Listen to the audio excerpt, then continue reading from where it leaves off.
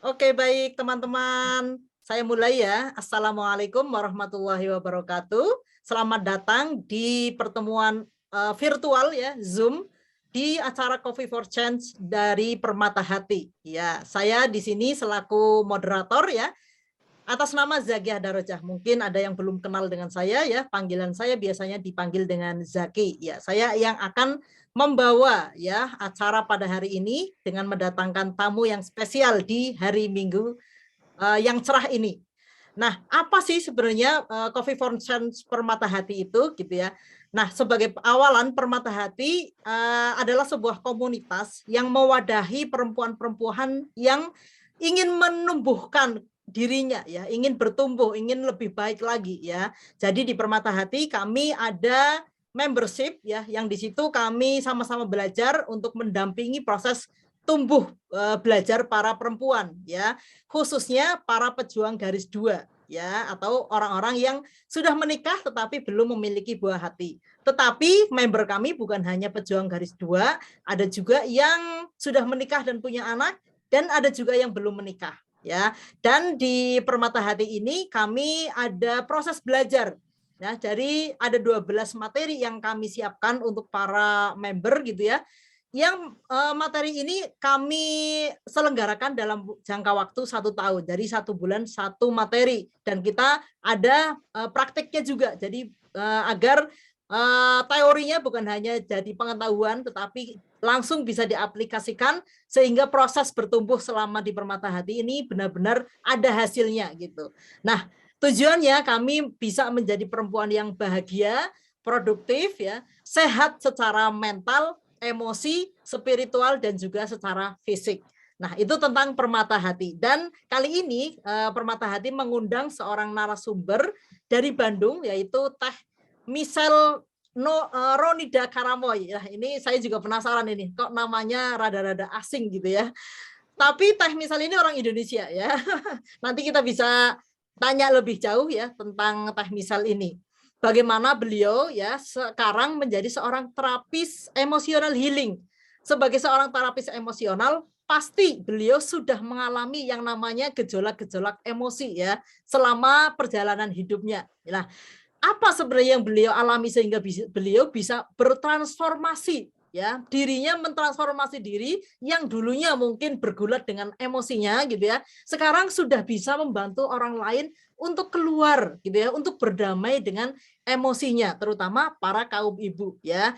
Perempuan ini memang sangat riskan ya tentang emosi, mungkin karena makhluk emosional gitu ya, jadi sedikit-sedikit itu bisa kena sakit mental gitu ya karena emosinya yang terganggu ini. Nah, bagaimana teman-teman nanti bisa belajar ya bersama Teh Michelle yang sudah mampu mentransformasikan diri yang dulunya mungkin sama ya dengan kita semua, mudah emosional ya dan lain sebagainya, menyakiti anak-anak kita mungkin ya, membuat hubungan dengan pasangan terganggu, bahkan mungkin sudah sampai pada sakit psikis gitu ya. Ada juga yang mungkin sudah sampai menjadi sakit fisik gitu ya, karena memang emosi ini kalau tidak sembuhkan itu akan menjalar kemana-mana efeknya. Nah, sebelum saya undang Mbak Teh Michelle, saya share screen dulu ya tentang siapa Teh Michelle dulu. Saya maaf lupa ini. Kelihatankah? Kelihatan, Mbak. Kelihatan ya? Ya. Jelas, Mbak. Oke. Ya, ini narasumber kita pada pagi ini yaitu Teh Michelle Ronida Karamoy, nama lengkapnya ya, biasa dipanggil Teh Michelle. Beliau adalah terapis emosional healing. Nah, beliau adalah seorang ibu rumah tangga, memiliki 2 anak. Nah, saat ini diamanahi peran sebagai terapis emosi khusus wanita dan juga seorang akupunturis kesehatan. Beliau memiliki sertifikasi di bidang terapis emosi metode DIP ya. Terus hipnoterapis juga, terus juga sertifikasi di basic akupuntur. Pengalaman beliau banyak sekali ya. Beliau juga founder dari Lentera Ibu, fasilitator kelas pendampingan Lentera Ibu, fasilitator kelas mengobati luka hati, fasilitator kelas privat berdamai dengan diri, terapis emosi metode DIP, terus forgiveness therapy ya, inner child therapy, part therapy, akupuntur kesehatan, akupuntur penenang, terapi dan akupuntur promil. Wah, ini komplit juga ya keahlian Mbak Michelle.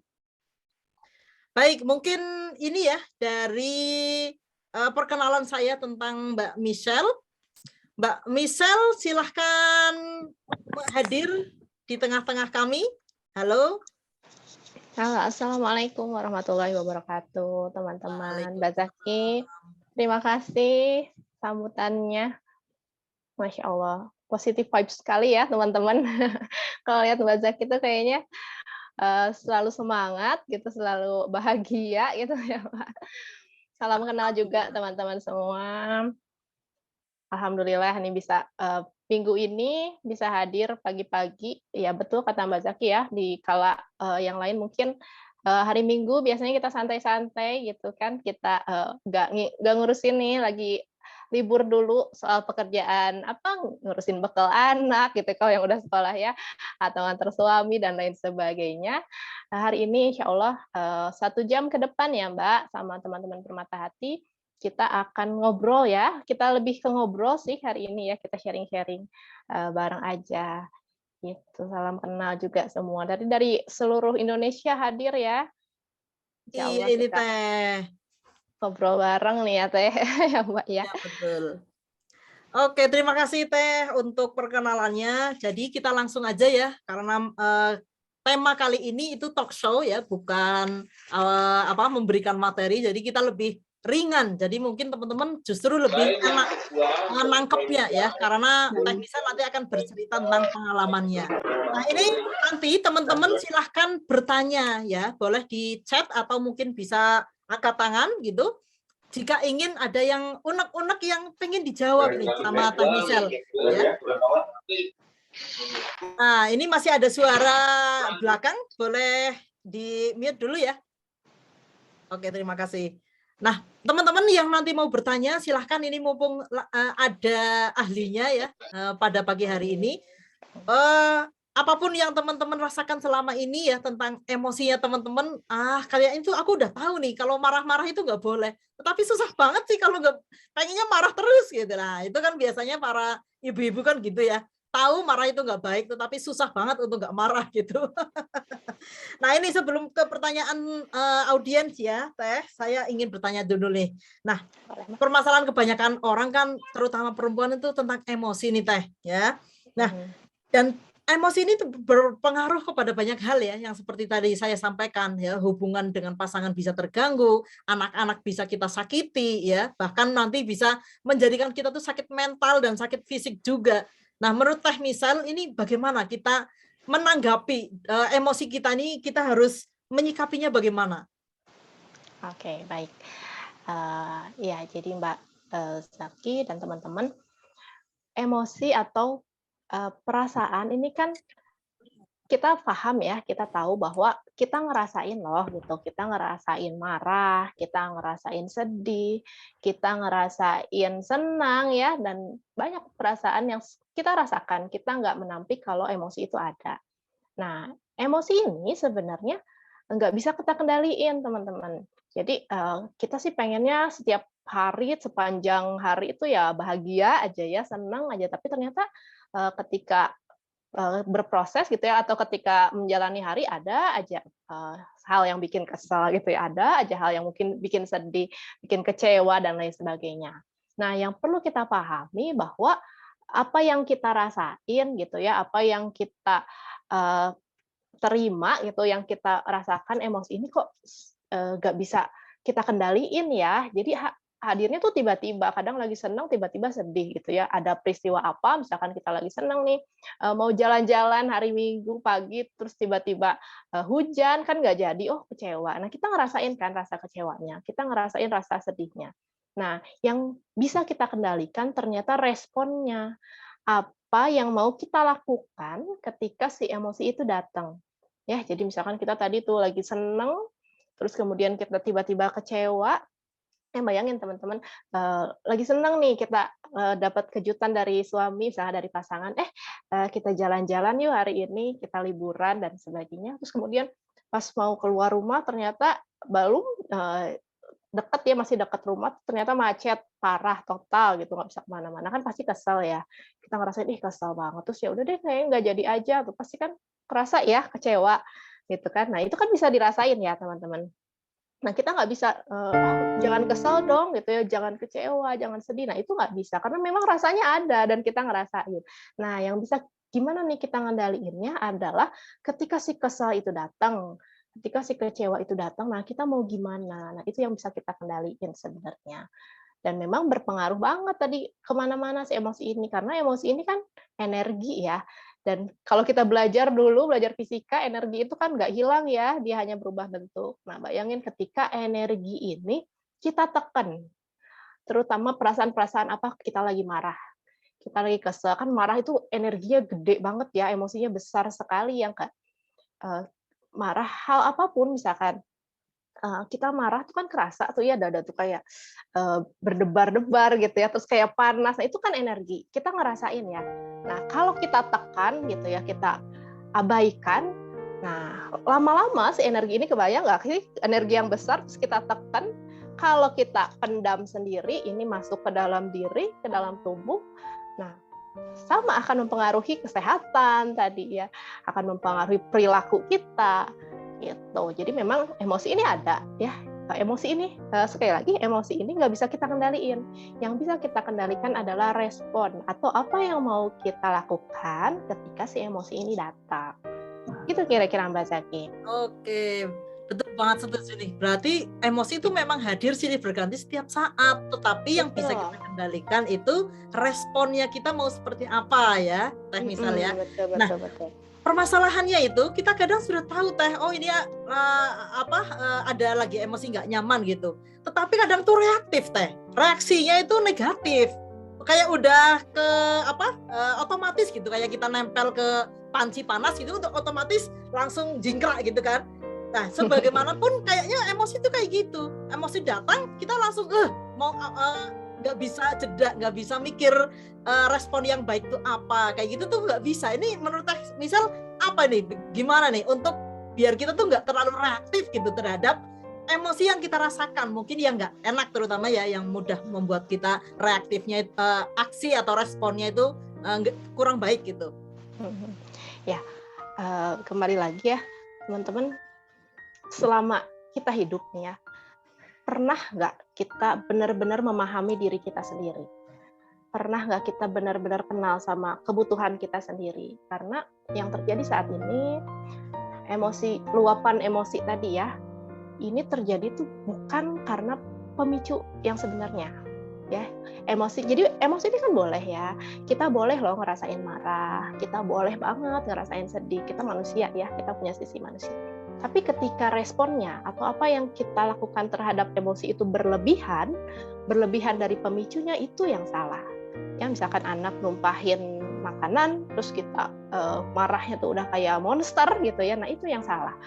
Nah, kenapa sih bisa kayak gitu? Kenapa sih bisa sereaktif itu? Terutama untuk emosi-emosi yang marah, kesel, kecewa, sedih ya, emosi-emosi yang kita labeli negatif itu kenapa sih gitu ya? Padahal kan tadi ya marah tuh boleh kok Teh sebenarnya, karena marah, kalau kita nggak marah kita nggak bisa mempertahankan hak diri gitu ya. Kalau kita nggak sedih kita nggak bisa empati dong sama orang lain. Jadi memang sebenarnya emosi ini ada fungsinya ketika responnya itu sesuai. Ya kita sedih boleh, oke kita empati sama orang, kita nangis gitu. Tapi yang salah ketika sedihnya atau nangisnya berlarut-larut, atau ketika marahnya tadi yang sangat-sangat reaktif, nah itu yang salah. Kenapa ya bisa seperti itu? Sebelum ke bagaimana, kita tanya dulu kenapa ya bisa kayak gitu. Yang tahu sebenarnya diri kita sendiri loh.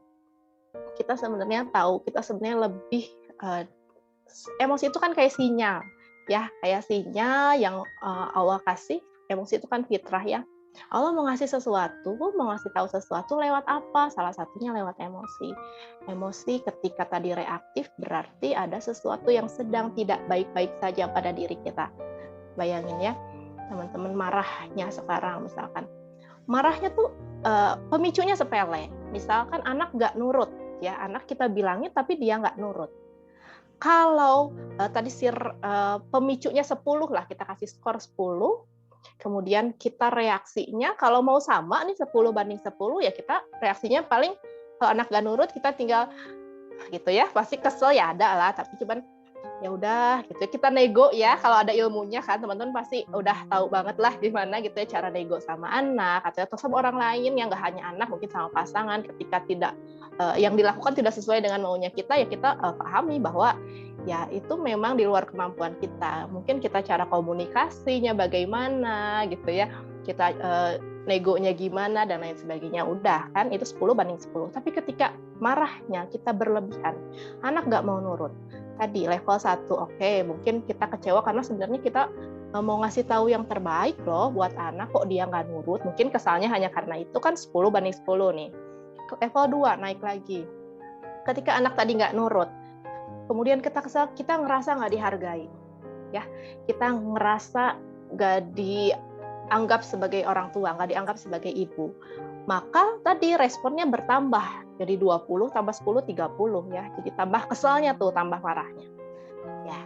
Level ketiga, mungkin ketika anak tadi nggak nurut, kita ingat nih di masa lalu kita dulu, saya tuh dituntut untuk selalu menuruti perkataan orang tua saya, maka ketika sekarang anak nggak nurut, kok kayak kepantik ya, emosi saya yang dulu tuh sebenarnya saya itu nggak nurut ke orang tua tuh karena punya alasan, tapi saya nggak bisa mengutarakan, tidak punya kesempatan, sehingga si emosi yang dulu itu numpuk di saya, ketika sekarang ada pemicunya yang mirip, hampir sama, kok itu emosinya keluar.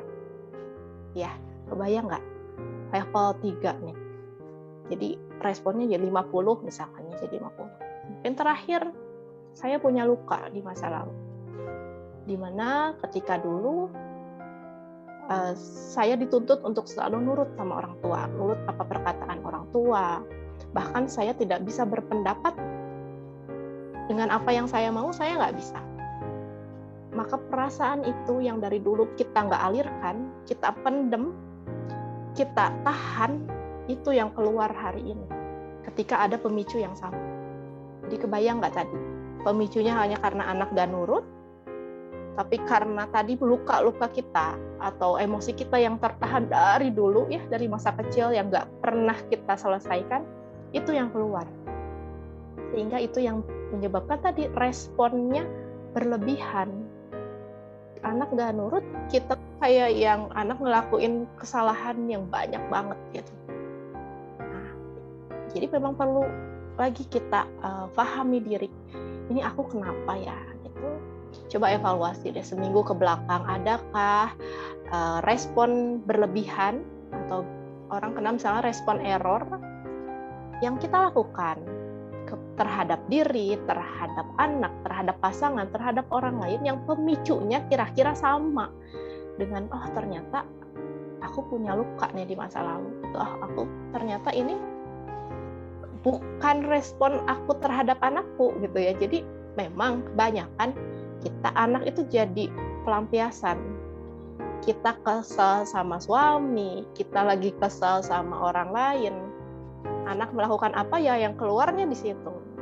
Ya, emosi keluarnya pokoknya dikeluarinnya di situ gitu ya. Padahal kesalnya sama siapa? Nah, kebayang nggak sih ketika anak dia yang belum tahu gitu ya, belum tahu apa-apa yang harusnya kita sebagai orang tua yang mengarahkan, tiba-tiba dia yang kena semprot loh. Ini kenapa ibu aku? Kan bingung ya anaknya juga. Nah, ibunya sendiri nggak tahu kalau akunya kenapa ya, gitu. Kok bisa semarah ini sama anak? Padahal kalau lagi dipikirkan dengan jernih, ya responnya harusnya biasa saja gitu ya, nggak sampai seperti ini. Nah, ini teman-teman juga perlu untuk lebih menyelami diri lagi. Ini sebenarnya aku kenapa? Apakah memang ada yang belum selesai di diri saya? Ataukah memang saya masih ada kekesalan terhadap orang lain, sehingga responnya bisa sesuai. Nah, kenapa sih bisa begitu refleks ya? Nah, bayangkan saja ketika kita selama inilah 30 tahun, kita lihat pola perilaku ya, pola perilaku, skema perilaku. Ketika marah, ya sudah otomatis kalau ada marah kan ya kayak ancaman lah buat tubuh. Otomatis refleks tubuh apa mata melotot misalkan, nada suara tinggi ya, atau ada yang main tangan kan. Kalau kita selama ini begitu dalam perilaku ya sudah akan refleks seperti itu. Ketika ada ancaman ya begitu ya. Nah, makanya bagaimana sih kita mengubah pola perilaku, mengubah bagaimana aku nggak mau gitu lagi gitu ya, aku nggak mau jadi kasar sama anak, aku nggak mau menyakiti anak, tapi kok refleks ya, karena itu apa yang kita rekam, apa teman-teman yang kita lihat, yang kita dengar, dan apa yang kita rasakan atau yang kita terima itu kan jadi membentuk pola kita ya, membentuk karakter kita, perilaku kita hari ini. Maka gimana cara mengubahnya? Kita ubah apa yang kita lihat, kita ubah apa yang kita dengar, dan apa yang kita terima untuk diri. Nah, mengubahnya itu kan kalau dulu berarti effortnya 30 tahun dong. Masa sih harus 30 tahun ke depan agar saya bisa menjadi berubah gitu ya, menjadi ibu yang baru dengan ibu yang lebih baik kan, aduh keumuran gak ya gitu. Nah, makanya gimana sih bisa nggak ya Teh bisa sebulan apa setahun ini aja ya bisa berubah menjadi ibu yang lebih baik? Insya Allah bisa. Tentu dengan latihan, dengan effort yang memang lebih banyak gitu ya daripada yang biasanya. Tapi bisa gitu Mbak kira-kira. Oke Teh, ini menarik sekali ya. Ternyata yang membuat kita responnya seperti apa itu tentang masa lalu yang kita endap di dalam diri kita ya Teh ya. Saya malah jadi penasaran nih Teh, bagaimana Teh misal itu sampai menjadi yang sekarang ini.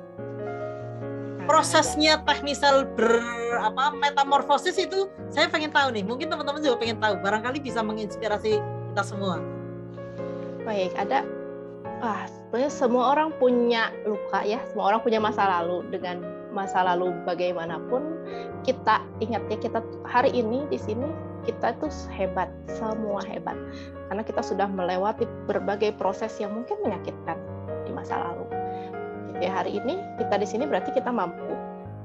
Kita tidak bisa membandingkan kamu mas begitu gitu ya, saya mah cuma gini doang, atau masalah kamu nggak ada apa-apanya dibanding saya. Nah, itu juga nggak bisa, karena memang setiap orang punya porsinya masing-masing tadi kan ya. Nah, saya mau cerita sedikit saja kenapa sih bisa sampai begini gitu ya, sampai saya menyadari memang saya tahu saya lagi nggak baik-baik aja.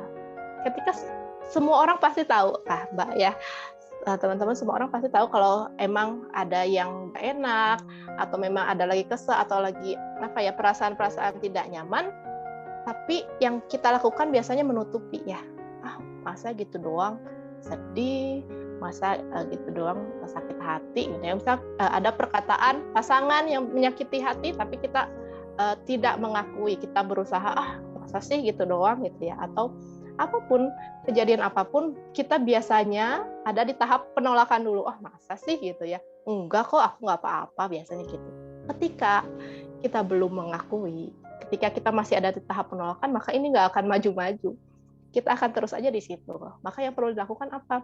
Sama ketika saya tahu ada yang nggak baik-baik aja sama diri ini.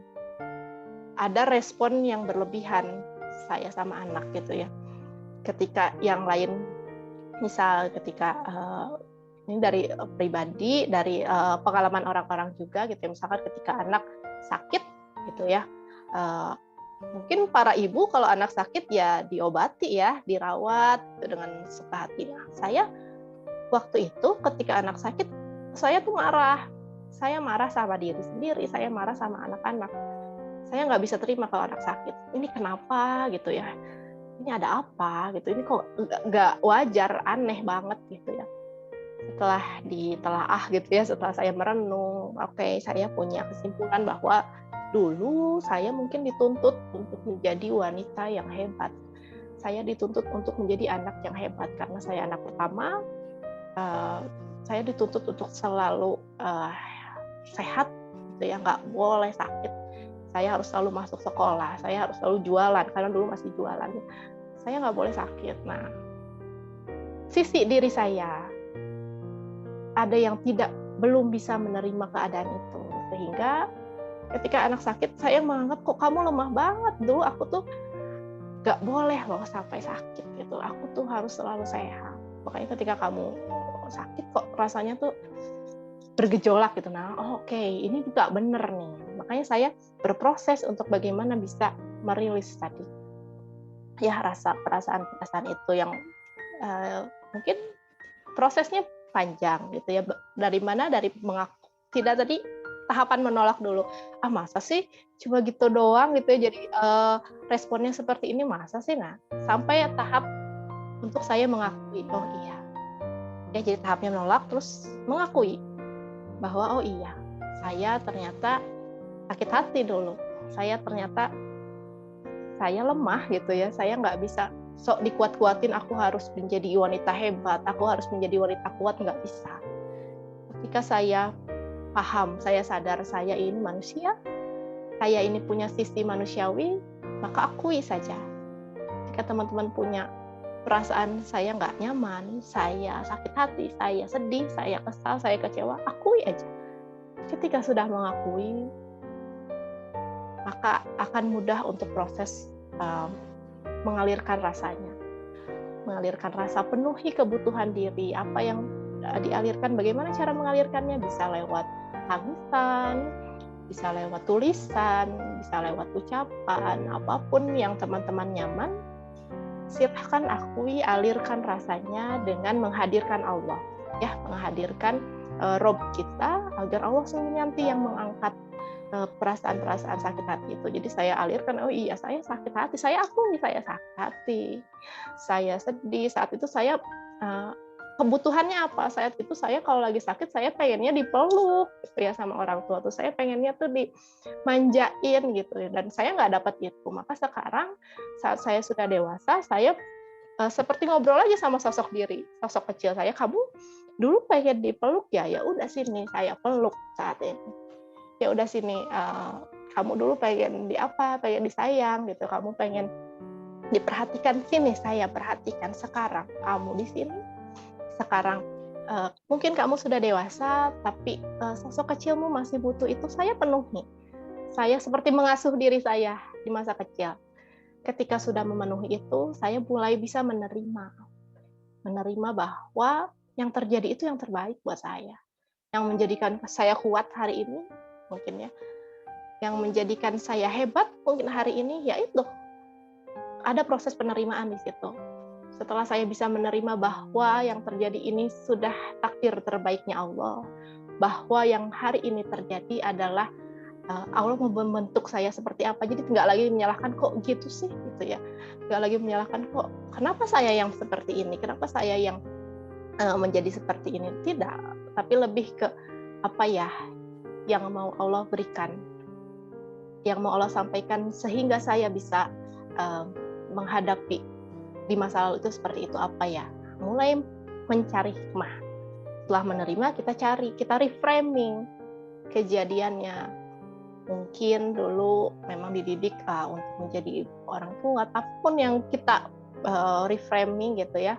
Dan kalau sudah mengambil hikmah, kita sudah paham, insya Allah lukanya ini udah nggak lagi sakit gitu ya. Jadi ketika dulu kalau mengingat, jadi bukan luka masa lalu itu kita nggak bisa lupa ya, karena kejadiannya kan kita tahu.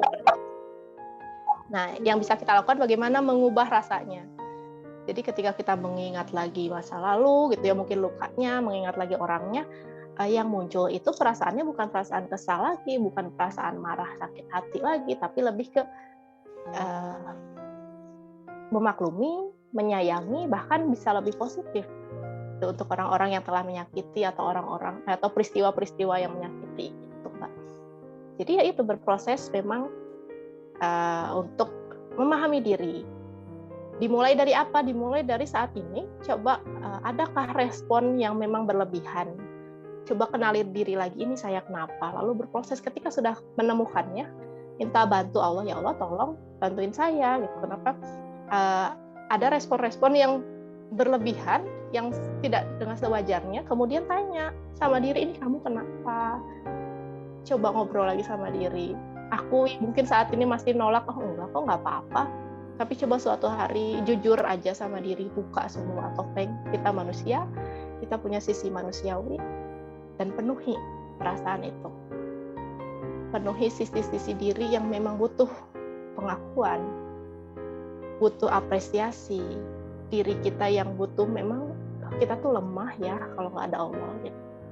Dan alirkan lalu terima, maafkan diri, maafkan orang-orang yang nyakiti, maafkan ibu, maafkan ayah, gitu ya, maafkan kekecewaan diri, kita maafin aja. Setelah itu baru kita bisa ambil hikmah dan kita maju. Kita nggak cukup di situ aja, kita maju, kita berproses untuk bagaimana sih saya bisa lebih baik ke depan. Mungkin seperti itu, Mbak. Wah, ini banyak yang terharu ini loh Teh. Sampai Mbak Zen itu meneteskan air mata, saya lihat. Subhanallah ya, ini baru ceritanya aja sudah membuat kita tuh terenyuh gitu loh. Mungkin kita juga merasakan hal yang sama ya. Iya. Nah, apa yang tadi Mbak Misal sampaikan itu benar-benar Mbak Misal itu menjalankan itu. Jadi bukan hanya teori doang, Mbak Misal sudah melampauinya gitu ya. Nah, mungkin nanti teman-teman bikin catatan ya apa yang penting pada sesi kali ini dan teman-teman terapkan. Saya yakin teman-teman yang ada hadir di sini kan sedang mencari sebuah solusi ya untuk apa yang sedang kita hadapi saat inilah. Tadi Teh Misal sampai nanti gitu ya menceritakan bagaimana kita tuh menelaah lagi tentang diri kita, kenapa kok bisa sebegitu reaktifnya gitu ya. Terus nanti mungkin akan lebih detail lagi bagaimana kita lebih bisa berdamai itu. Nah, itu teman-teman nanti catat ya, biar sesi kali ini tuh memang ada efeknya untuk bisa dipraktikkan di kehidupan teman-teman semuanya. Nih ada dari Mbak Ita nih, waduh saya banyak banget menyimpan emosi masa lalu, tapi saya sering mengatasi dengan flight. Tapi beruntung masih bisa mengatasi sampai anak sudah nikah semua. Saya masih bisa menerima sampai saat ini. Saya anggap semua itu pembelajaran hidup. Sekarang lebih senang sendiri, rasanya lebih tenang. Oh, ini dia menceritakan ya. Terus ada dari Mbak Dian, Mbak Zakiah mau tanya, Teh Misal, untuk anak remaja kapan bisa diajak untuk mengobrol lebih matang mengenai emosi ini? Nah, ini pertanyaan monggo dari Mbak Dian Bengkel Budak. Teh Dian ini ya. Ya, silakan Teh. Assalamualaikum Teh Dian.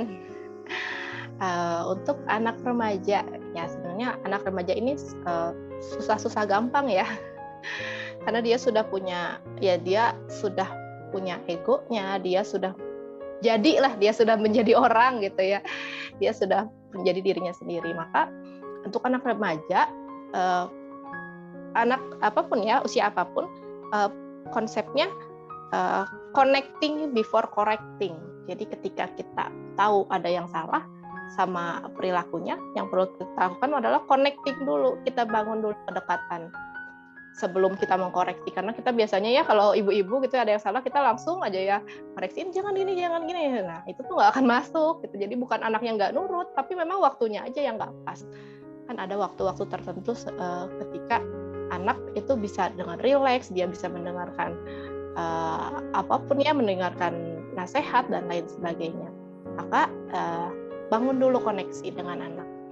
Kalau anak laki-laki, perempuan sebenarnya ketika dia sudah terkonek sama orang tuanya, dia lebih mudah untuk menceritakan tentang apa perasaannya gitu ya. Kuncinya apa? Ketika anak lain dari biasanya. Mungkin yang biasanya aktif gitu ya, kalau anak-anak biasanya senang gitu dan lain sebagainya, terus suatu hari dia kayaknya diam aja, kayaknya murung aja. Nah, sebelum kita tanya ada apa, kan kita kalau nanya gitu ya, kenapa sih kok diem aja, kita kan nanyanya gitu ya biasanya.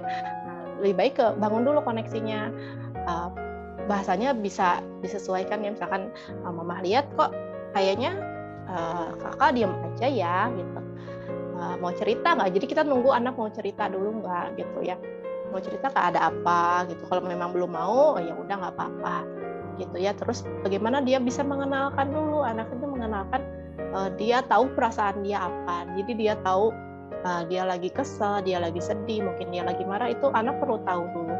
Ketika anak sudah tahu, kemudian dia bisa menceritakan perasaannya bagaimana, dan kita mendengarkan tanpa menjudge.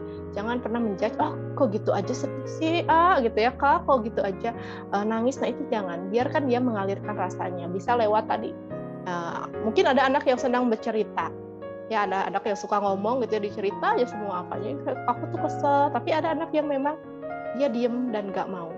Bisa lewat, kalau anak-anak bisa lewat gambar. medianya bisa lewat gambar atau tulisan atau apapun, diminta aja ngegambar, so yuk kita ngegambar ya. Kalau anak-anak yang kecil ya, kalau anak yang udah besar mungkin menulis ya, diajak ngobrol sambil diajak ngobrol, tadi di sekolah gimana gitu ya, ada hal seru apa misalkan kalau udah sekolah, atau kok akhir-akhir ini kayaknya ada yang sesuatu yang tidak menyenangkan kah gitu ya, bahasanya bahasa ini ya, disesuaikan aja. Nah setelah dia bisa mengalirkan, karena ini pengalaman juga ya, anak saya yang pertama itu kan dia agak tertutup gitu ya, dia kadang mau cerita tapi kalau benar-benar emosinya tuh nggak bisa dibendung, dia nggak mau cerita. Kemudian suatu hari dia menggambar sesuatu yang nggak biasa gitu ya, ada apa ya, pokoknya menggambarkan suasana hatinya. Ini kan kebaca nih sama saya lihat gambarnya itu apa ya waktu itu tuh ya, ada orang lagi nangis ya, kalau nggak salah anak kecil tuh lagi nangis gitu ya, dia gambar itu. Waktu itu masih berapa tahun? 4 tahun, 3 tahun, 4 tahunan. Dia udah bisa gambar nangis. Oh ini ada yang sesuatu yang nggak beres nih kalau kata saya ya. Nggak langsung ditanya, karena kalau ditanya dia makin nangis. Maka coba dulu, ini gambar apa gitu ya. Kita deketin dulu, koneksi dulu, kita bangun koneksinya sehingga dia percaya. Ketika udah ngobrol, percaya, baru dia bilang, iya aku masih marah, aku kaget. Katanya soalnya abinya marah saat itu, karena ayahnya tuh kan nggak pernah marah ya, tapi sekali yang marah tuh kaget anaknya gitu, dan dia tuh masih sangat kaget gitu ya, sehingga dia kesel, dia masih marah. Oh dari situ aja, alirkan dulu, udah selesai dialirkan, baru minta maaf abinya, baru dia bisa kembali lagi seperti dia yang biasanya gitu ya. Nah mungkin bisa pakai metode-metode itu gitu ya, bisa menggambar. Jadi kita yang tahu sih kalau untuk anak ya, kita yang tahu kapan dia lagi baik-baik aja, kapan dia emang kayaknya ada sesuatu yang aneh nih. Jadi dimulai kapan saja, bisa dari kapanpun. Bagaimana cara memulainya? Bangun koneksi dulu. Tentu anak tadi remaja atau lagi anak-anak perlu tahu dulu apa perasaannya, sedihkah, dia marahkah gitu. Dia harus kenal dulu perasaannya, terus kemudian bagaimana dia bisa mengalirkan, bisa lewat cerita. Tentu kalau anak remaja apalagi harus koneksi dengan orang tuanya gitu ya, dengan ibunya, atau harus ini dulu ya, harus terkonek dulu gitu ya, nggak bisa kalau lagi jauh, lagi nggak mau ngomong kan biasanya anak remaja gitu ya. Nah, dia suka mendem-mendem sendiri gitu, suka gak mau kalau ngomong ke adik-adiknya juga. Tapi ketika dia sudah terbangun koneksinya dengan kita, insya Allah dia bakal gampang untuk ngeluarin apa sih unek-uneknya selama ini. Mungkin gitu, Teh Dian. Oke gitu ya Teh Dian. Kita lanjut, ini banyak pertanyaan ya Teh. Ini dari Mbak Herlinawati ya. Terima kasih Mbak. Terima kasih Mbak Zakia dan Teh Michelle. Saya nanti lanjut di chat ya. Oke Teh, terima kasih. Ini dari Mbak Herlinawati. Saya punya anak cewek kelas 3 SMA. Jujur saya kurang dekat secara emosional karena di samping anaknya pendiam dan kita juga memiliki sifat yang sama-sama keras. Kadang saya nggak ngerti apa yang dia pikirkan. Tipenya suka menyendiri, asik dengan dunianya sendiri. Nah ini kayaknya tantangan orang tua zaman sekarang nih Mbak. Susah dekat ya, anaknya udah senang dengan dunianya sendiri. Ini kalau menurut Teh Misal gimana? Oke, karena saya anaknya masih kecil, saya memposisikan diri sebagai saya yang remaja. Saya juga tidak dekat dengan orang tua karena apa ya? Ada canggung, ada rasa yaitu pertama canggung, aneh aja gitu kalau suruh peluk orang tua gitu ya, suruh ngobrol sama orang tua tuh kayaknya kok aneh ya. Nah, saya pahami di sini apa sih gapnya, kenapa sih bisa sampai kayak gitu. Mungkin tadi udah dijawab mungkin ya sama yang nanya, tidak ada kedekatan emosional. Maka bangun kedekatan itu Teh. Dari sekarang, jadi kita gak bisa terus-terusan menunggu momen kapan untuk membangun, tapi ya putuskan dari sekarang apa sih yang bikin gak deket gitu ya. Apakah saya gitu, apakah saya sebagai orang tua pernah menyakitinya, apakah saya pernah kecewa terhadap anak saya, atau sebaliknya. Ngobrol ya, menghancurkan dinding gitu ya, dinding es saya. Mungkin bagi sebagian orang untuk bisa peluk orang tua, untuk bisa bilang mama saya sayang gitu ya sama mama, itu mudah. Tapi untuk saya atau untuk orang-orang yang memang mungkin pernah terluka, itu tuh sulit banget, nggak bisa gitu ya. Tapi apa yang saya lakukan, kemudian saya dobrak teh batu es itu. Saya pikir mau sampai kapan seperti ini. Saya nggak tahu siapa duluan yang dipanggil. Kalau terus dingin, ya dingin dalam tanda kutip, ini nggak akan selesai-selesai. Saya dobrak saya yang duluan untuk minta maaf. Kita sebagai orang tua mungkin kita duluan yang minta maaf sama anak. Kalau ngobrolnya dari hati mungkin lebih terasa ya.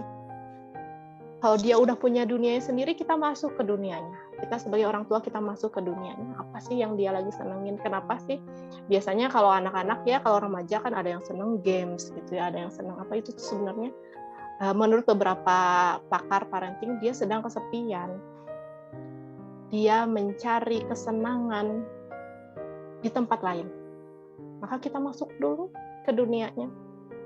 Kita perhatikan, ada yang suka K-pop mungkin, nah kita masuk dulu ke dunianya. Apa sih yang bikin dia senang? Ketika sudah tadi ya koneksi sudah terjalin, akan mudah untuk kita bisa mengkoreksi, kita membangun hubungan lagi. Jadi intinya coba deh refleksi muhasabah gitu ya ke diri ini, saya ada jarak seperti ini dengan anak, ini kenapa ya? Sama ya teman-teman, kalau mungkin belum punya anak remaja, saya sama orang tua ada jarak, ini kenapa ya? Berarti kan ada sesuatu yang dipendam lama gitu ya, ada sesuatu masalah yang nggak pernah di-clearkan, nggak pernah diselesaikan, terus ya udah aja gitu ya. Bagaimana koneksinya? Jujur sama diri, hilangkan ego. Mungkin kita kesel anak kok nggak nurut gitu ya, kita kesel anak kok nggak sesuai dengan maunya, kita hilangin dulu, kita pahami ya pakai ilmu bagaimana mengolah emosi dengan melepaskan keakuan. Anak bukan milik kita, orang tua sama bukan milik kita, maka ketika mereka berlaku tidak sesuai dengan maunya, kita tidak boleh menuntut karena itu kehendaknya. Lepaskan dulu egonya, lepaskan dulu ego kita bahwa oh iya, dia melakukan seperti itu pasti sudah seizin Allah, ya sudah seizin yang menciptakannya. Maka gimana caranya kita mulai lagi membangun tadi ya koneksi, membangun hubungan, ngobrol, jalan bareng. Kalau udah remaja mungkin lebih ke jalan bareng, ikutin aktivitas-aktivitas yang dia suka. Ya kita masuk ke sana, kita menjadi seperti temannya kembali, kita menjadi seperti seseorang yang menyenangkan untuk dia. Kemudian setelah terbangun koneksinya baru bisa mengkoreksi mungkin kalau ada yang salah, bisa membangun kembali. Nah itu didobrak aja gitu teh, Mbak, didobrak aja si bongkahan es di depannya, hilangin dulu egonya. Masih susah teh, bismillah. Kita melakukan ini demi Allah kan menitipkan ya anak-anak sama kita, menitipkan orang tua sama kita. Masa ketika kita kembali masih ada sesuatu yang tidak selesai sih? Ya. Itu aja dulu. Mendobrak ini, aku tersentuh dengan kita tidak tahu siapa yang dipanggil duluan. Nah ini loh, kadang kan kita ego ya, aku kan nggak salah, anak yang salah, kenapa aku harus minta maaf ke anak kayak gitu mungkin ya. Tetapi kalau kita tersentil dari Teh Michelle bilang kita nggak tahu loh siapa yang mau dipanggil duluan, itu kayaknya dobraknya tuh harus sekarang, kita nggak tahu besok masih hidup apa enggak gitu kan. Nah mudah-mudahan ini jadi pemicu buat teman-teman melunturkan ego sehingga mau mendobrak yang selama ini mungkin batunya masih sangat keras gitu ya. Nah mudah-mudahan bisa dicoba apa yang tadi disampaikan oleh Teh Michelle. Lanjut ya Teh, ini dari Mbak Amelia Mariam. Halo Teh, aku pribadi sudah sangat memahami kalau luka dalam diri aku ini sekacau apa. Aku tahu aku terluka, aku tahu aku bermasalah, aku juga sangat amat temperamen dan mudah meledak-meledak.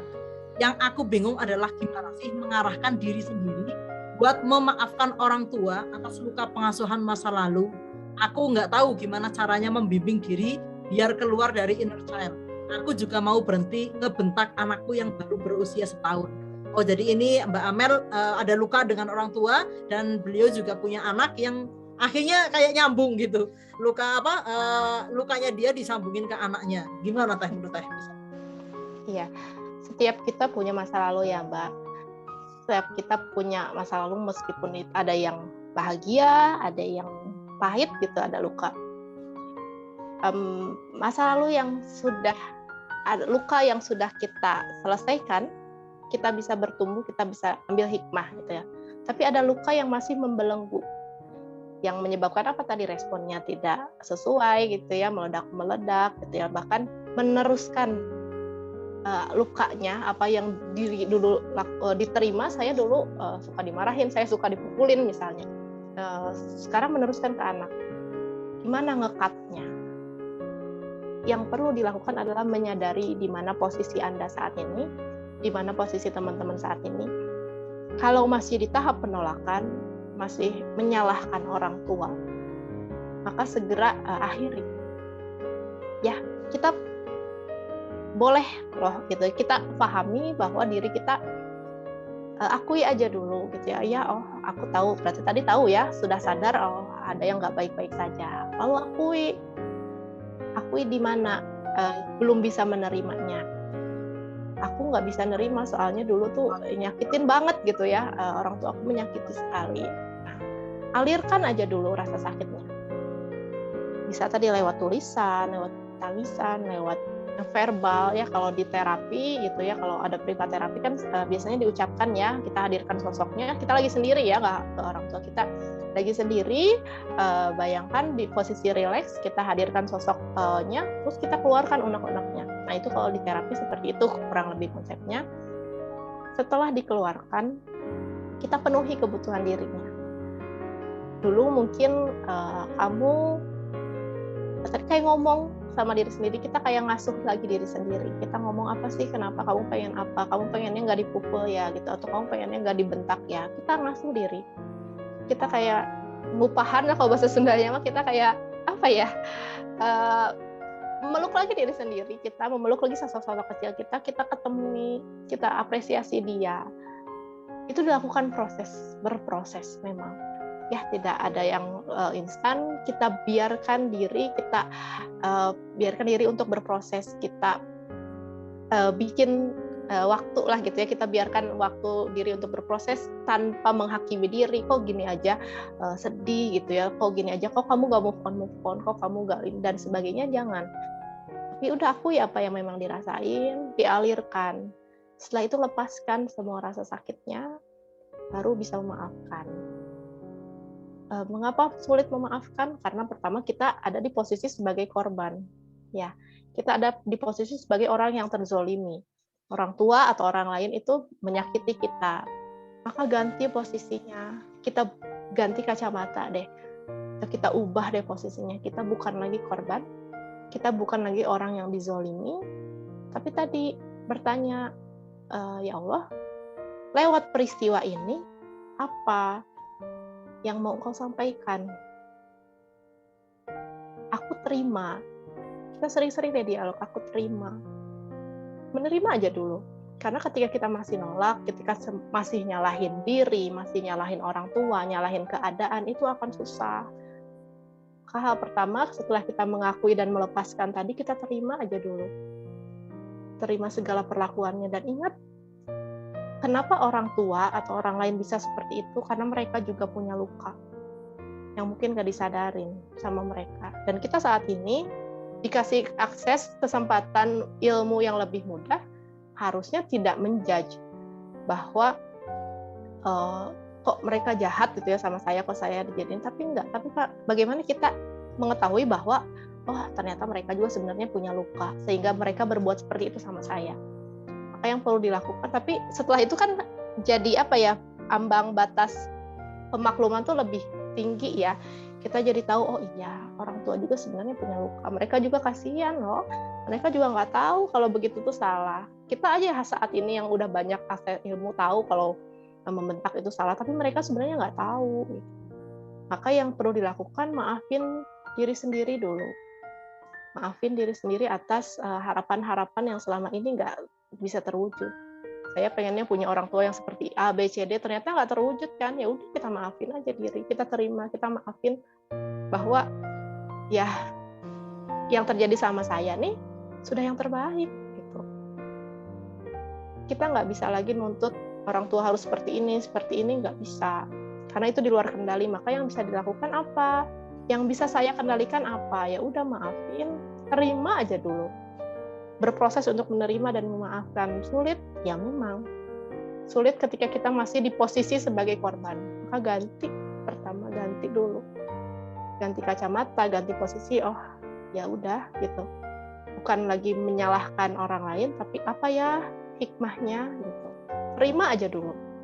Ketika sudah bisa menerima, akan lebih mudah memaafkan.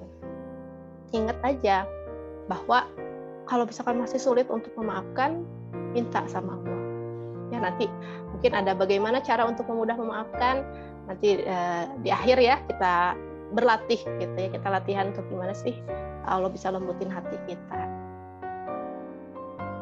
Oke, terima kasih. Mudah-mudahan jelas ya Mbak Amelia. Ya memang kalau ini kan kita lahir dari siapa kan bukan tidak di bawah kendali kita ya. Jadi kalau kita terus nyalahin, akhirnya malah kita yang menderita terus gitu ya Teh ya.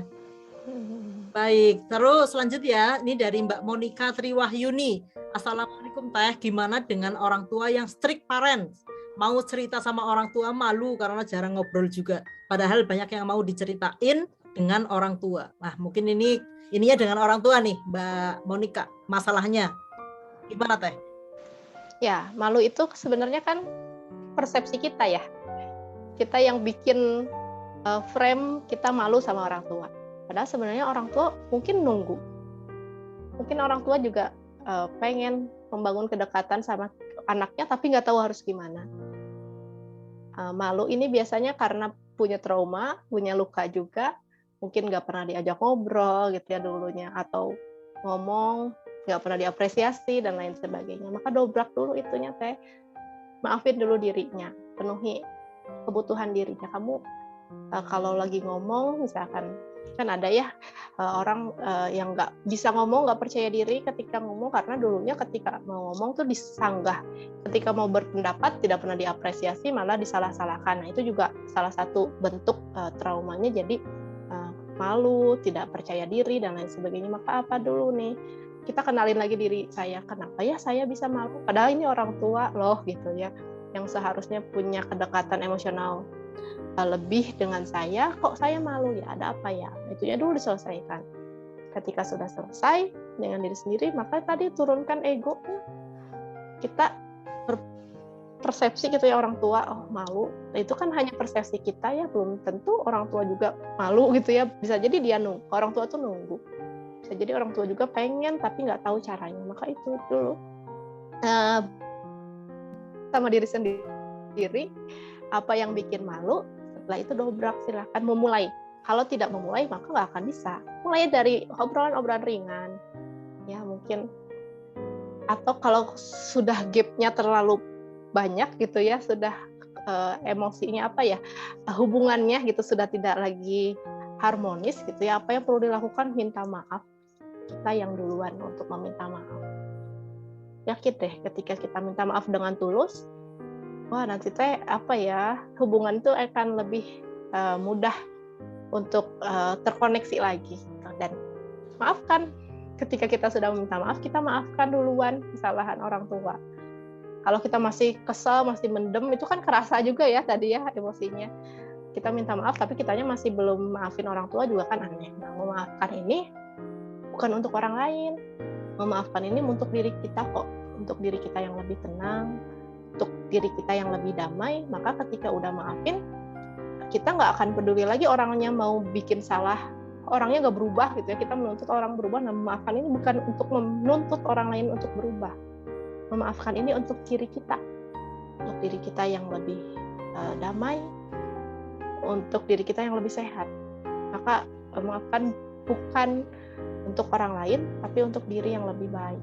Jadi intinya bagaimana memulai dengan orang tua, maafin dulu kesalahan orang tua, penuhi dulu keinginan diri, kenapa bisa malu? Ya sering-sering ngobrol sama diri, kenapa sih kok aku malu gini gitu ya sama orang tua, ada apa? Apa yang menyebabkan ini? Sering-sering ngobrol, penuhi dulu kebutuhan dirinya. Oh mungkin dulu aku pengennya dipeluk sama orang tua tuh, pengennya diajak ngobrol tapi nggak dapet, maka penuhi dulu, peluk aja diri sendiri. Oh kamu pengennya dulu dipeluk ya, oh kamu pengennya diajak ngobrol ya, itu penuhi dulu. Setelah itu mulai turunkan ego, mulai aja ngobrol, minta maaf kalau perlu sama orang tua, maaf ya, apapun dari hati. Insya Allah kalau yang dari hati itu akan menyentuh ke hati ya. Maka silakan. Ya, ini saya melihatnya antara Mbak Monica sama Mbak Herlinawati itu kayak orang tua dan yang satu anak. Mbak Herlinawati sebagai ibu merasa canggung, Mbak Monica sebagai anak merasa malu. Ini ibaratnya kan kayak gini ya. Meskipun ini beda orang tua dan anak, tetapi saya melihatnya itu seperti ini. Oh, yang dirasain anaknya Mbak Herlina itu kayak Mbak Monica ini loh. Malu, canggung gitu ya. Yang dirasain orang tuanya Mbak Monica juga seperti Mbak Herlina ini. Dia mau pengen ngobrol sama anaknya, cuma nggak tahu mau mulai dari mana ya. Ini ya perlu didobrak itu tadi es batunya ya, dimulai dengan menurunkan ego. Kita dulu yang meminta maaf, kita dulu yang memulai gitu ya. Baik, lanjut nih Mbak Teh, ini masih banyak pertanyaan, nggak apa-apa? Boleh, ayo. Ini dari Mbak Rina. Berarti untuk connecting ini harus dibangun sedari kecil ya Teh. Kalau udah ABG gitu, kadang suka nggak begitu dekat dengan orang tuanya, apa itu akibat kurang atau gagal melakukan connecting sedari kecil? Nah, prosesnya harus seperti apa nih, biar connecting ini terbangun dari kecil? Ya, harus dari kecil ya, pasti ya. Setiap anak kan punya fasenya ya, memang ada fasenya. Dari kecil memang bagaimana dia bisa mengenal dirinya, dia bisa mengenal perasaannya. Yang terjadi sekarang pada kita nih, kenapa sih kita kok kayak nggak tahu diri sendiri gitu ya, kok kayak tiba-tiba moodnya berubah. Nah ini kita kan dari kecil nggak pernah dikenalin sama apa itu emosi. Kita mau nangis pasti orang tua dulu kan jangan nangis ya. Kita mau sedih jangan sedih gitu. Kita di-cut perasaannya. Nah apa yang perlu kita lakukan saat ini, kita nggak boleh nge-cut perasaan anak. Jadi anak merasakan sedih, merasakan marah, itu nggak apa-apa loh gitu. Pun diri kita hari ini kalau kita ngerasain sedih, ngerasain marah, kesal, itu nggak apa-apa. Tapi bagaimana nanti dikenalkan, kalau untuk anaknya dikenalkan, iya ini kamu sedih ya. Anak tantrum misalkan, biarin dulu aja. Nanti baru dikasih ini tadi kamu tuh kesal, tadi kamu tuh marah, sedih, soalnya kenapa? Nanti kalau udah tenang gitu. Itu ketika anak lagi nangis, silakan aja nangis. Nggak usah jangan nangis gitu ya. Mungkin ada anak yang butuh dielus, dia sambil nangis sambil kita elus kepalanya, punggungnya. Biarin aja dulu sampai benar-benar selesai, baru nanti bisa ditanya. Nah itu mungkin salah satu membangun kedekatannya adalah mengalirkan perasaannya. Kita jangan nge-cut gitu ya. Nggak apa-apa dialin aja, dia boleh kok ngerasain sedih, boleh ngerasain marah, tapi ketika satu syaratnya, apalagi untuk marah ya, tidak melukai diri, tidak melukai orang lain, dan tidak merusak barang. Makanya kita yang perlu mengajarkan kan anak mencontoh ya. Bagaimana kitanya dulu nih yang bisa mengendalikan ketika marah, apa yang kita bisa lakukan biar anak juga tahu. Ketika anak marah misalnya, bagaimana kita mengendalikan dia, oh kamu boleh kok marah, oh kamu lagi kesel lagi marah, ya sok silakan gitu ya, sampai beres dulu. Misalkan bisa dengan ngeremes tangan gitu ya, ngeremes baju gitu ya, atau misalkan tarik nafas. Nanti udah selesai baru kita alirkan rasanya sampai benar-benar selesai dia cerita, sampai dia senyum lagi. Nah, itu dari situ kedekatan bisa terbangun. Rajin menyapa dia gitu ya, rajinlah pahami kebutuhannya. Kan ini nggak hanya fisik ya kebutuhan, sering-sering ngobrol kalau sama anak biasanya. Karena kerasa ya semakin besar intensitas buat ngobrolnya tuh kadang semakin sulit gitu. Nah, maaf. Makanya sering-sering untuk ajak ngobrol, tanyain, lebih sering menanyakan apa yang dia rasakan, apa yang dia butuhkan. dibandingkan kita terus ceramah gitu ya. Nah, biasanya nih kalau dari para parenting, kenapa sih para remaja tuh jadi gap gitu ya, jadi gak dekat sama kita karena kebanyakan nasihat katanya. Jarang diajak ngobrol. Jadi kita tuh kebanyakannya ngasih masukan aja, ngasih nasihat, ini kamu harus gini gitu. Nah, itu anak-anak tuh apa ya? Kebanyakan nasihat jadi kayak kekenyangan nasihat gitu. Nah, itulah yang bikin gap tadi atau yang bikin ke jauh. Makanya tunda dulu nasihat kalau memang perlu nasihat. Tapi sering-sering ngobrol, sering-sering komunikasi dari hati ke hati. Mungkin nah itu sih bagaimana tipsnya gitu ya, mendekatkan ke hubungan dengan anak. Kalau Diajak tanya. Iya Teh. Kalau di ibu profesional itu kata Bu Septi itu ngobrol bareng, main bareng, berkegiatan bareng ya. Itu Iya, untuk betul. menjalin kedekatan di dalam keluarga gitu. Itu ya Mbak Rina. Lanjut lagi nih dari Mbak Adel, ilmu koneksi ini sesuatu banget ya. Saya termasuk nggak begitu paham dengan ilmu koneksi ini. Ini mungkin sudah tadi dijelaskan ya Teh untuk bagaimana koneksi dengan anak maupun orang tua ya. Baik, kita lanjut ya. Ini dari Mbak Dela. Mbak, saya mau bertanya dari dulu. Saya selalu dididik untuk selalu menurut orang tua. Ketika ibunya janda meminta saya dan keluarga untuk pindah ke rumah beliau, walaupun saya terus menolak, akhirnya saya menuruti karena didikan yang harus selalu menuruti orang tua. Tetapi selama 3 tahun tinggal bersama, selalu ada konflik yang terjadi sampai ibu saya mendiamkan saya selama 1 bulan karena tidak nyaman. Akhirnya saya dan keluarga pindah kembali ke rumah kami. Sudah 1 tahun saya tidak tegur sapa dengan ibu, mau perbaikan rasanya susah sekali. Saya punya rasa bersalah yang besar terhadap ibu karena sekarang tidak bisa menuruti keinginan beliau untuk tetap tinggal bersama. Wah, ini ada konflik 2 arah ya, konflik dengan ibunya, juga konflik dengan dirinya sendiri karena rasa bersalah. Gimana nih menurut Teh? Misal, ini udah jam 11 lebih, bagaimana ini? Mungkin pertanyaan terakhir ya Mbak ya? Baik ya. Boleh dijawab. Oke, pertanyaan terakhir ya teman-teman. Bismillah. Jadi ya konflik mah selalu ada ya dengan siapapun gitu ya. Kita nggak bisa menampik bahwa kita nggak akan punya masalah, itu enggak. Lebih ke apa ya?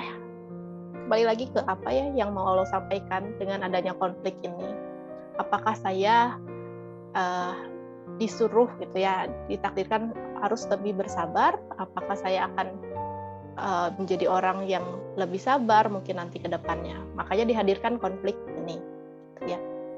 Yang perlu dilakukan, apa yang perlu dilakukan? Sebenarnya tanya dulu lagi ke diri sendiri ya, tanya lagi ke diri sendiri, kenapa kok bisa sampai seperti ini gitu ya, tidak menurut, boleh kok, emang harus nurut terus ya sama orang tua?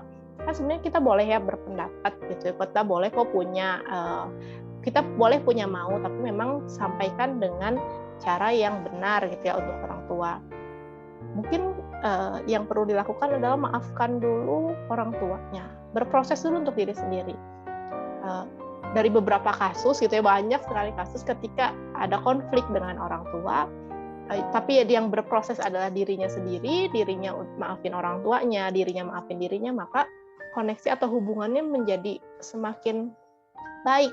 Nah, orang tuanya ya masih sama mungkin seperti itu. Ketika hatinya sudah bersih dulu, membersihkan kembali hatinya, maka insya Allah nanti ke depannya akan lebih mudah gitu ya untuk membangun koneksi. Yang perlu dilakukan apa? Maafkan dulu diri sendiri, maafkan dulu orang tua ya, seperti tadi reframing lagi, ini kenapa ya orang tua bisa seperti itu, kenapa? Mungkin orang tuanya punya luka juga, atau orang tuanya pengen tinggal bareng ya karena nggak punya temen gitu ya, pengen ditemenin, kan itu juga perlu banyak reframing lah bro, banyak hikmah apa sih yang bisa kita ambil, kurang lebih seperti itu. Jadi tadi memaafkan dulu diri sendiri, maafin, merasa bersalah, rasa salah ya, menyesal itu sebagai tanda bahwa fitrah hati kita tuh masih bersih ya. Ketika marah, ketika kita melakukan sesuatu yang di luar dengan keinginan kita gitu ya, itu kan salah satunya bisa jadi karena bujukan setan tadi ya, atau karena nafsu. Nah, ketika kita merasa bersalah, berarti setan itu sudah meninggalkan hati kita, yang tersisa tinggal hati kita yang masih bersih sehingga kita menyesal, kita merasa bersalah. Maka syukuri dulu bahwa oh ya saya masih nyesal, saya masih merasa bersalah. Berarti hati saya masih baik gitu ya, masih ada rasa kebaikan. Nah, kita pupuk lagi gimana sih biar tambah baik? Kita maafkan dulu. Ketika sudah bisa memaafkan, insya Allah kedepannya menjalin koneksi dengan lebih baik. Nah, tadi gimana cara untuk mudah memaafkan gitu ya? Ada suatu campaign kalau di Lentera Ibu kemarin kita ada gerakan Lentera gitu ya. Lengkapi syukur, tenangkan jiwa, rasakan dan tebarkan cinta. Lengkapi syukur yang pertama adalah setiap bangun tidur, ini untuk latihan ya teman-teman, kan tadi ya kita 30 tahun misalkan kalau marah tuh langsung refleks dan lain sebagainya, terus kita susah nih maafin orang, kita dan hal-hal sifat-sifat negatif, ya gimana nih kita latihan untuk bisa sampai tadi ke menerima, kita mudah memaafkan, kita bisa mengelola emosi. Nah ini kan perlu latihan. Nah ini dicoba 3 latihan yang bisa teman-teman coba, simple tapi mudah-mudahan berefek. 1, lengkapi syukur, gimana bangun pagi yang kita lakukan adalah bersyukur, syukuri apapun yang hari ini terjadi. Jadi ketika bangun tidur kita bersyukur, kita baca doa bangun tidur, hadirkan rasa syukur, lihat pasangan, lihat anak, gitu kan, hadirkan alhamdulillah ya Allah, alhamdulillah. Karena pagi hari itu adalah kita nangkep sinyal gitu. Hari ini mau apa yang terjadi itu mulai dari pagi-pagi. Jadi ketika pagi hari kita bangun udah hektik, aduh ini belum, itu belum gitu ya, apalagi hari Senin pagi, nah itu akan mengundang gitu ya, seharian tuh bakal hektik. Makanya pagi-pagi bangun tidur tuh yang diingat Allah dulu. Kita lengkapi syukur tadi ya, hadirkan rasa syukur pagi hari, baca doa gitu ya, untuk menjaga nih seharian ini biar kita masih on track. Nah, ketika sudah lengkapi syukur, mungkin nanti ada yang suka melanjut dengan jurnal syukur, nah itu nggak apa-apa, bagus, dilanjut aja. Nah, yang kedua adalah tenangkan jiwa, bagaimana kita tadi secara sadar ya, kita kalau teman-teman kenal mindful ya sekarang. Nah, bagaimana tadi biar nggak refleks, kita punya jeda. Ketika melakukan sesuatu biar nggak refleks keluarnya luka masa lalu ya kemarin yang tadi ya marah-marah dan lain sebagainya, kita perlu jeda tahan diri 3 detik sehingga nanti otaknya nggak refleks yang tadi. Nah cara latihannya gimana biar bisa jeda adalah menyadari nafas setiap hari minimal 3 kali sampai 5 kali sampai 7 kali putaran ya, ada 7, 4, 8 ya, mungkin ada yang jadi 7 kali tarikan nafas, 4 kali tahan, 8 hembuskan atau senyamannya saja. Coba tarik nafas gitu ya, tahan, kita hembuskan perlahan. Boleh dicoba ya, silakan tarik nafas, tahan, hembuskan perlahan. Fokus pada suaranya, fokus pada nafasnya. Silakan tarik nafas kembali. Rasakan tubuh Anda, rasakan diri Anda, tahan, hembuskan. Nah, dengan menarik nafas ini, teman-teman rasa ya lebih tenang.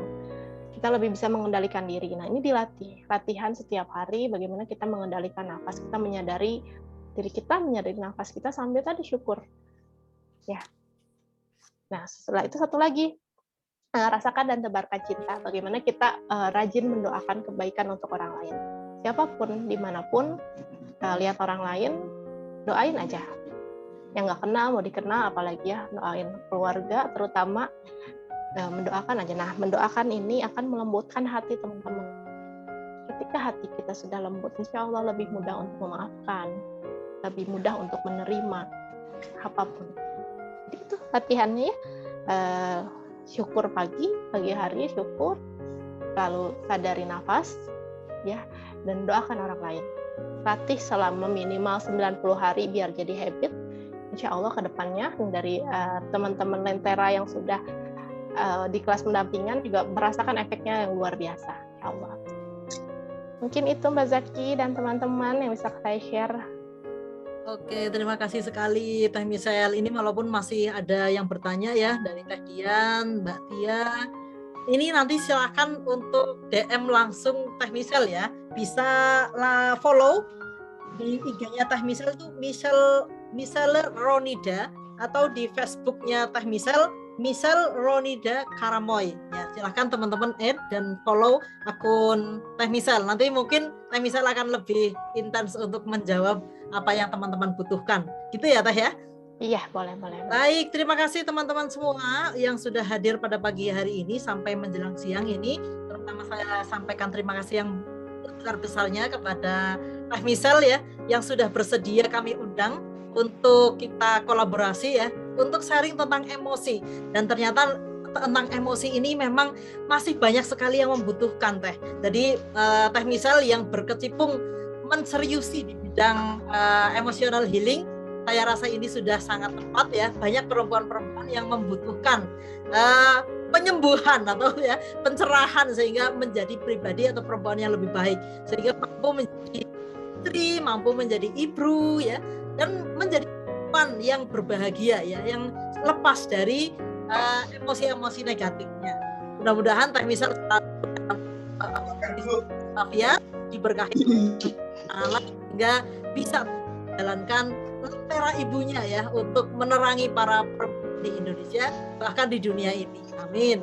Terima kasih saya sampaikan juga ke tim Permata Hati yang sudah membantu terselenggaranya acara ini dengan baik ya. Ada teman-teman saya Mbak Rina, Mbak Adel, Mbak Nurzen ya, dan lain sebagainya yang sudah menjadikan acara ini berjalan dengan lancar. Oke, sebelum saya tutup, kita foto bersama dulu ya. Boleh dinyalakan yang bisa dinyalakan videonya biar kita ada kenang-kenangan.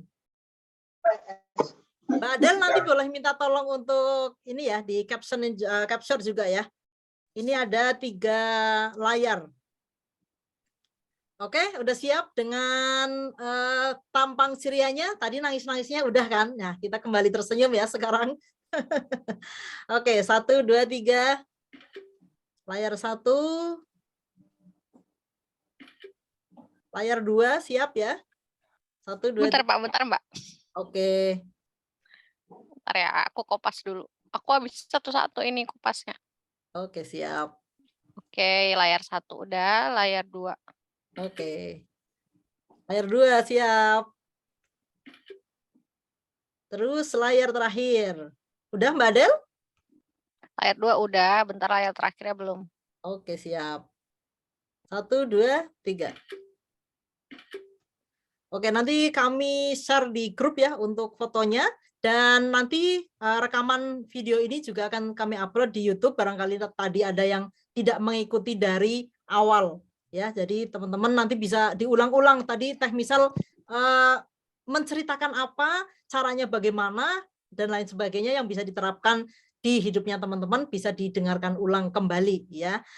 Saya akhiri Coffee for Change kali ini. Terima kasih banyak untuk Teh Misel dan teman-teman semuanya yang sudah hadir pada hari ini. Saya akhiri, wassalamualaikum warahmatullahi wabarakatuh. Sampai jumpa di Waalaikumsalam warahmatullahi wabarakatuh. Terima kasih.